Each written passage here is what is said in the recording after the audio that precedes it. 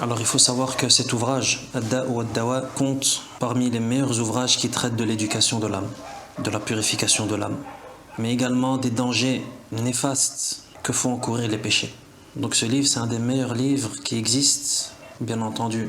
Lorsqu'on parle et qu'on dit meilleur livre, le Coran n'entre pas dans cette compétition, étant donné que le Coran, qui est le livre d'Allah subhanahu wa ta'ala, c'est le meilleur des livres à tous les niveaux, que ce soit en termes de croyance, en termes de purification de l'âme, en termes de jurisprudence, en termes de sira, en termes d'histoire.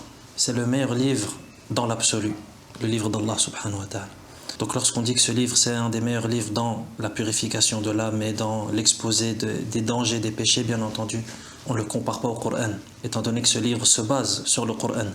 Donc ce livre qui se trouve entre nos mains, c'est un des meilleurs livres qui existent concernant l'éducation de l'âme, concernant également le danger que font encourir les péchés, ou encore de la nécessité absolue pour l'homme de s'en défaire. C'est-à-dire que ce livre met en évidence la nécessité absolue pour l'homme de se défaire des péchés. L'imam Ibn al-Qayyim, rahimahullah, dans ce livre, il expose cela, et il explique cela, et il détaille cela.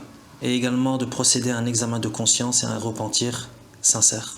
C'est-à-dire la nécessité pour l'homme de se défaire des péchés, de procéder à un examen de conscience, c'est-à-dire de se remettre en question et de se repentir sincèrement à son Seigneur.